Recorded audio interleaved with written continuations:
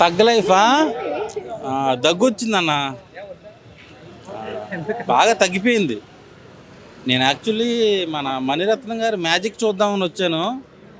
నాకు సత్యనపల్లి సంతలో తీసుకెళ్ళి కోతితో సర్కస్ చూపించాడు మణిరత్నం గారు. ఇంకా రెస్ట్ తీసుకుంటే బాగుంటుంది కొన్ని సంవత్సరాలు, ఎందుకంటే ఆయన మీద ఎక్స్పెక్టేషన్ చాలా ఉన్నాయి.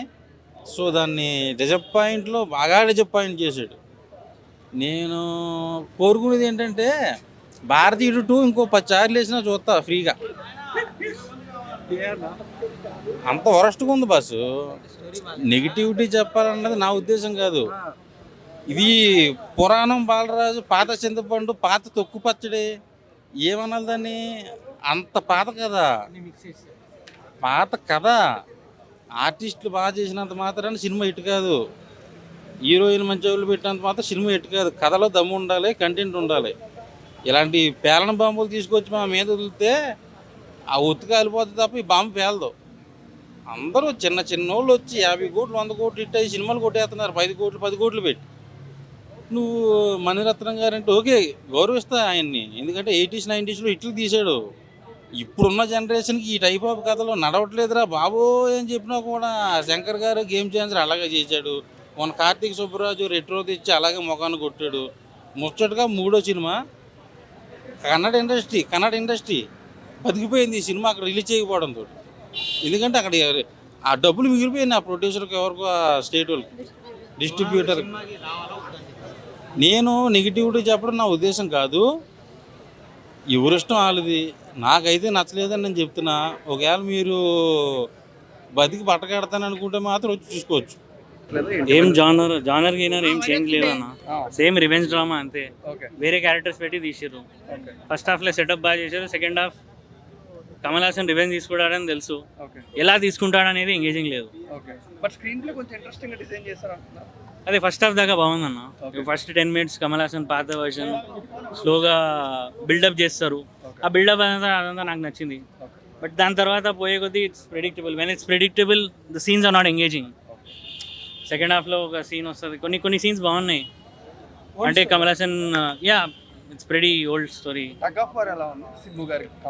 Villain is not strong. Villain ఎవరో తెలియదు. ఐ మీన్ విలన్ మీకు ఎవరో తెలిసిపోతుంది ఒక టైం తర్వాత. బట్ ఈయన దగ్గరికి వస్తాడని తెలుసు, బట్ ఎలా వస్తాడు అనేది is not engaging. But Rahman గారు టూ స్ట్రాంగ్ అంటున్నారు సినిమా మొత్తం. అది ఎవరన్నారన్నా మీకు? ఆడియన్స్ అందరూ చెప్తున్నారు బయట. బాగుందన్న, పార్ట్స్గా నాకు వర్కౌట్ అయింది. ఆయన చేసిన జింగిచా పాట కానీ సినిమాలో వేరేలాగా ఉంది. జింగిచా పాట మొత్తం ఏం చేంజ్ చేయలేదు, కొన్ని లేయర్స్ యాడ్ చేసినారు, అది బాగుండే. సింబుది ఒక స్కోర్ బాగుండే, సింబు కొన్ని సీన్స్లో. అండ్ వన్ టైం వాచ్ కూడా ఆడియన్స్ ఉన్నారు, చూడవచ్చు one time watch. But nothing new to offer. That's ఎరగదీసేసేసారు. శంభు గారు కూడా కమల్ హాసన్కి రైట్ హ్యాండ్ లాగా సూపర్ చేశారు. చాలా బాగుంది. డైరెక్షన్ ఎలా ఉంది? నాకు తెలిసి సూపర్ బ్రదర్. ఇలాంటి సినిమాలు ఇంకా తీయాలి, చాలా మంది ప్రజలకి చూపించాలని మనస్ఫూర్తి అనుకుంటున్నాను. ఎక్సలెంట్గా ఉంది. అసలు వాళ్ళిద్దరికి వస్తుందని అసలు మేమైతే ఊహించలేదు.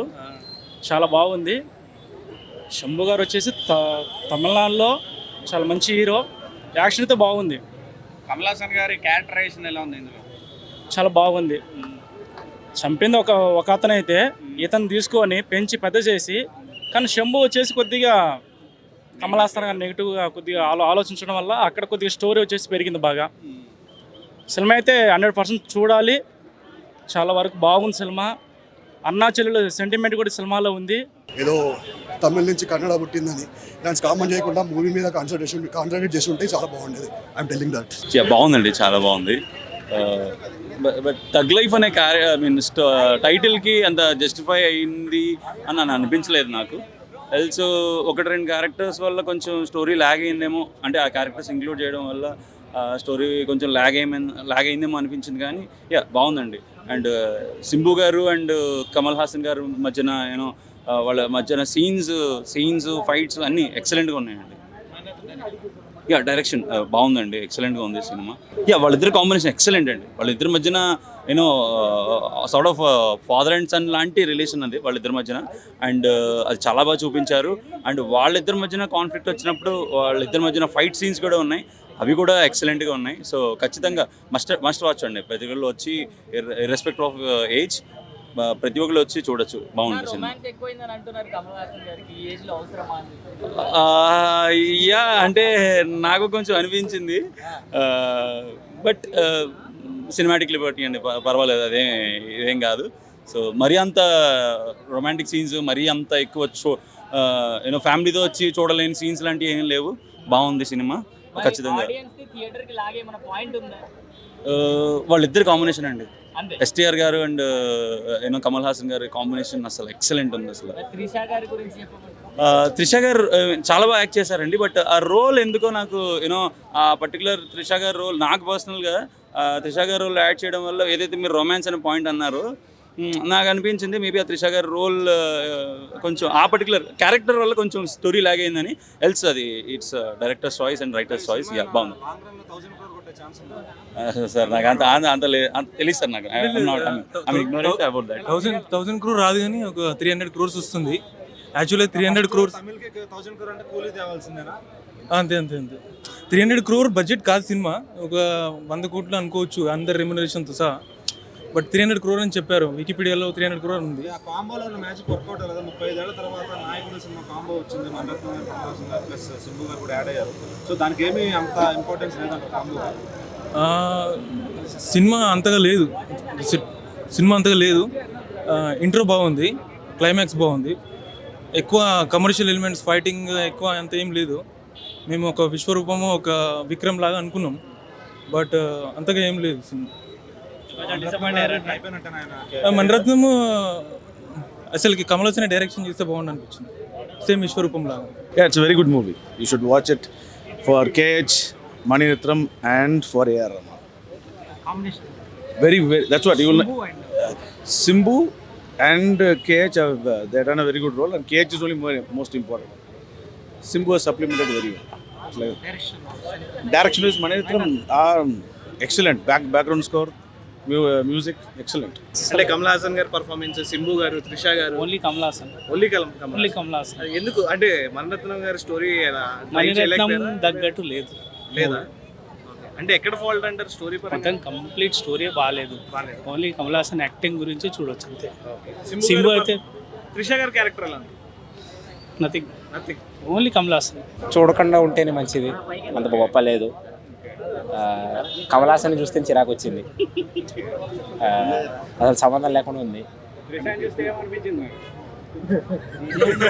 త్రిష అనిపించింది బ్రో, ఇంకా అనిపిస్తుంది ఏమో తెలియదు.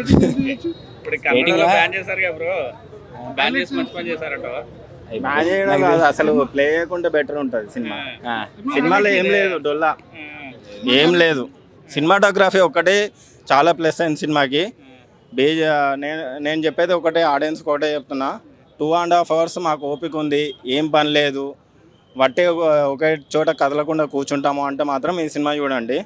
లేదు నాకు ఎందుకు డబ్బులు బొక్క, నేను హ్యాపీగా ఓటీటీలో కూడా మీకు అంత పేషెన్స్ ఉండదు. అసలు మణిరత్నం సినిమా అంటే అందరూ అంటారు మణిరత్నం సినిమా అంటే అంతే స్లోగా ఉంటుందని. బీజిఎం కూడా స్లోగా ఉంది. కానీ ఒక యాక్షన్ సీక్వెన్సెస్కి తన స్క్రీన్ ప్లే ఎట్లా యాడ్ చేస్తే ఎలా ఉంటుందో అని చూద్దాం వచ్చాము. త్రిష క్యారెక్టర్ అయితే పాపం త్రిష ఆడియన్స్కి ఒకటే చెప్తున్నా, చాలా డిసప్పాయింట్ అవుతారు పాపం. ఈ జనరేషన్లో అట్లాంటి క్యారెక్టర్ ఒప్పుకోవడం అన్నది నిజంగా హ్యాట్సాప్ అనేది.